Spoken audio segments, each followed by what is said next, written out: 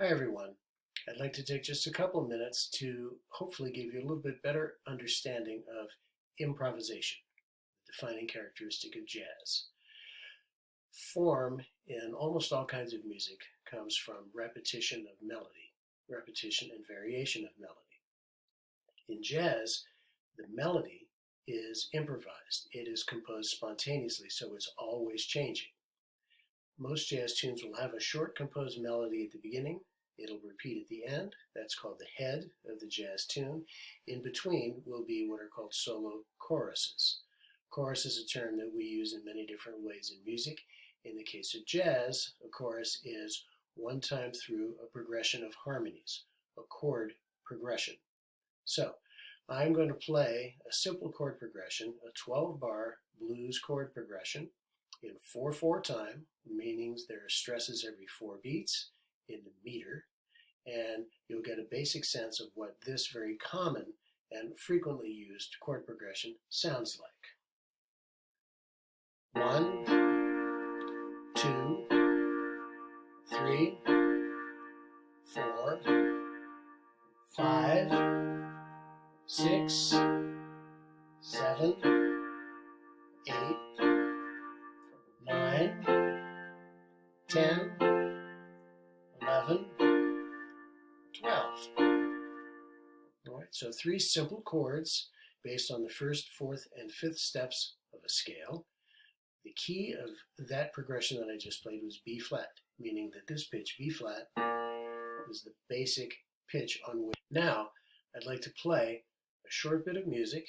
You'll hear the same chord progression that I just played. You'll hear it 3 times. The instrumentation will be a trombone playing the melody, accompanied by piano, an acoustic bass, and drums. Remember that that trio, that set of 3 instruments, we call either a jazz trio or a rhythm section. They're supporting what the trombone player, the lead player in this case, is doing. What you're going to hear is one time through this 12-bar progression. The first time, you're going to hear the trombone player playing a composed melody. The second time, you're going to hear him interpreting the melody, which means he's going to play basically the same notes, but he's going to play around a little bit with the rhythm of them to try and give it a jazzier sound.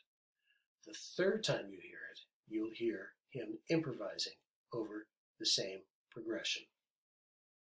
So, start with the composed music.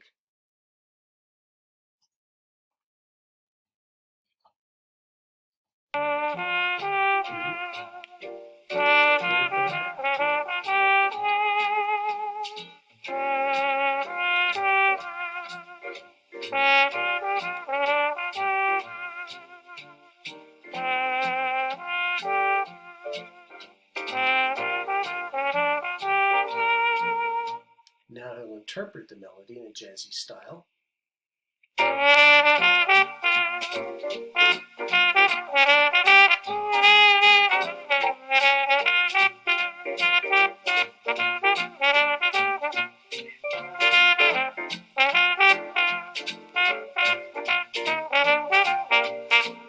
Now he'll improvise, make up his own melody.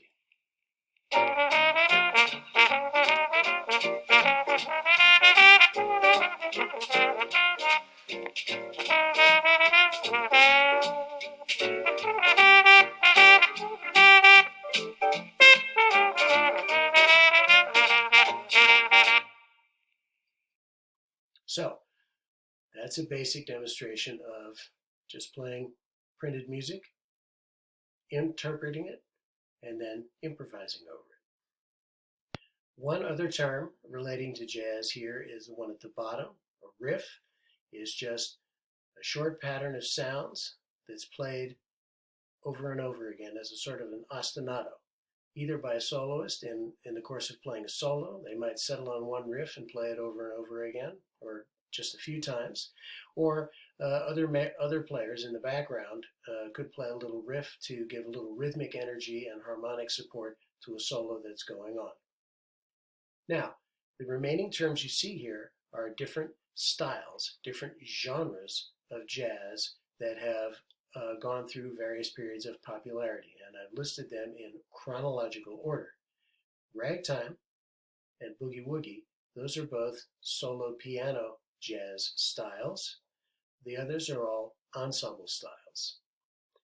You'll find as you read through the text chapter that each of these styles comes to popularity, arises, gets developed relating to things that are going on in American culture at the time. Remember, this music was born in this country, and scholars often refer to it as America's classical music. I hope this gives you a better understanding of improv, and I hope you enjoy listening to the jazz examples.